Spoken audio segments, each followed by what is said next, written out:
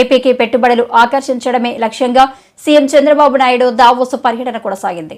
వివిధ కంపెనీల దిగ్గజాలతో సీఎం సమావేశమై ఏపీలో పెట్టుబడులు పెట్టాలని కోరారు. అందుకు వారు సానుకూలంగా స్పందించారు. విజయవంతంగా దావోస్ పర్యటన ముగించుకొని సీఎం స్వరాష్ట్రానికి వచ్చారు. ఈ సందర్భంగా దావోస్ పర్యటనకు సంబంధించిన వివరాలను సీఎం మీడియాకు తెలియజేశారు. టోటల్గా డెమాలిష్ అయినటువంటి ఆంధ్రప్రదేశ్ బ్రాండ్ని, డెస్ట్రాయ్ అయిన బ్రాండ్ని ఇప్పుడు మళ్ళీ ఇండియాలోనే కాకుండా ప్రపంచం మొత్తం కాదు, మేము ఉన్నాం, మీరు రండి, మేము అన్ని విధాలా సహకరిస్తాం అని చెప్పే పరిస్థితికి వచ్చింది. దాన్ని ఎడ్యుకేట్ చేయడానికి ఎన్ని ఫోరమ్స్ ఉంటే అన్ని ఫోరమ్స్ ఉపయోగించుకుంటున్నాను. ఈరోజు మీరు చూసినప్పుడు, నేను అక్కడికి వెళ్ళినప్పుడు 27 మీటింగ్స్ అయినాయి నాకు. 1-to-1 meetings 27. ఇంకొక పక్కన 4 రౌండ్ టేబుల్ కాన్ఫరెన్స్ అయినాయి, 3 కాంగ్రెస్ సెషన్స్ అయినాయి, ఒక UN habitat bilateral with United Nations under secretary ఒక మీటింగ్ అయింది. కాంగ్రెస్ సెషన్లో 3 subject which are all very relevant. Energy transition, where public policy meets private goals ఒక సబ్జెక్ట్.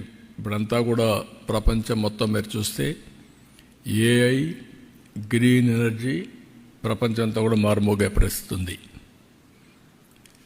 రెండోది కంట్రీ స్ట్రాటజిక్ డైలాగ్స్.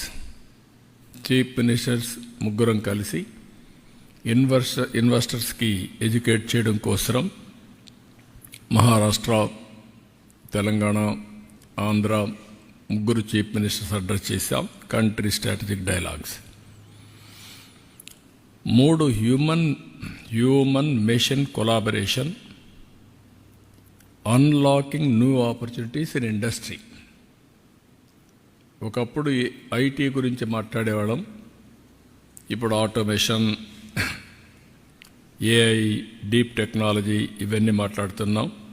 అందుకే human mission collaboration, unlocking new opportunities in industry ఆ సబ్జెక్ట్ని ఇది చేశాం.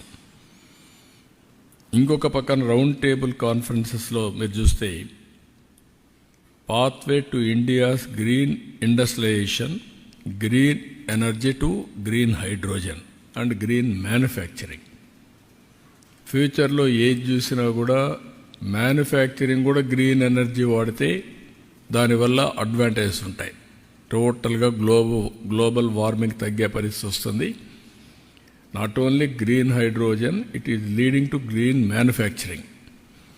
రెండోది building the next petrochemical hub. ఆంధ్రప్రదేశ్ని ఇంకొక పెట్రోకెమికల్ హబ్గా తయారు చేయాలని. మూడోది pioneering the blue economy of tomorrow, Andhra Pradesh rule.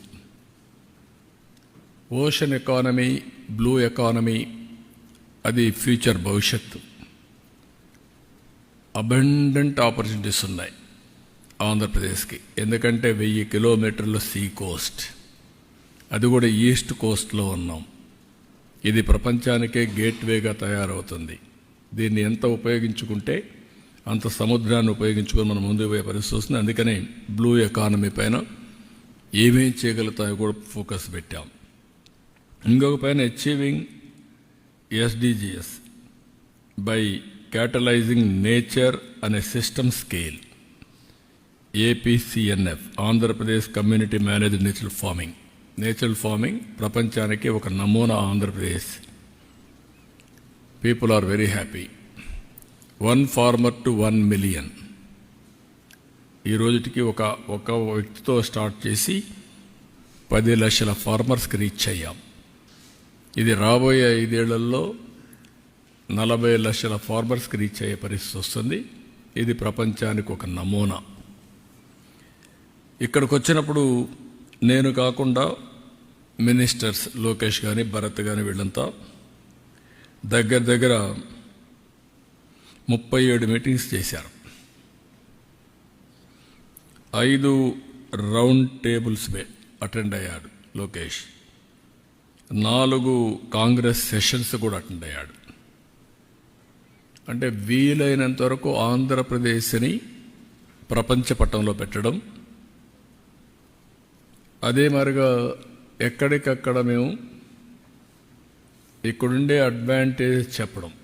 నేను ఫస్ట్ టైం మీటింగ్లో మీరు గుర్తుపెట్టుకోవాలి, నేను ఏదైతే ఐటీ బూమ్ చూసినప్పుడు హైదరాబాద్లో మొదటిసారి ఏం చేయాలో మాకు అర్థం కాకుండా series of round table conferences పెట్టి ఫస్ట్ మేము స్టార్ట్ చేసిన ప్రయత్నం మా జర్నీలో ఐటెక్ సిటీ. అది కూడా 2 ఏళ్లని నెగోషియేట్ చేసి 14 నెలల్లో కట్టించాం. L&T one of the best monument కట్టారు.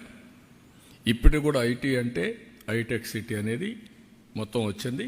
ఇప్పుడు ఐటీ అంటే సైబరాబాద్ కూడా ఒక నగరమే నిర్మాణం చేశాం. దుబాయ్లో వాడు గుర్తు చేశారు నిన్ను, మేము మీడియా సిటీ స్టార్ట్ చేశాం, మీరు సైబరాబాద్ స్టార్ట్ చేశారని. వాళ్ళది ఆ రోజు దుబాయ్ మీడియా సిటీ, ఇక్కడ సైబర్ సిటీ మనం స్టార్ట్ చేశాం. అందుకే నేను నిన్న దావోస్ నుంచి చెప్పాను, 95 ఐటీ, 2025 AI.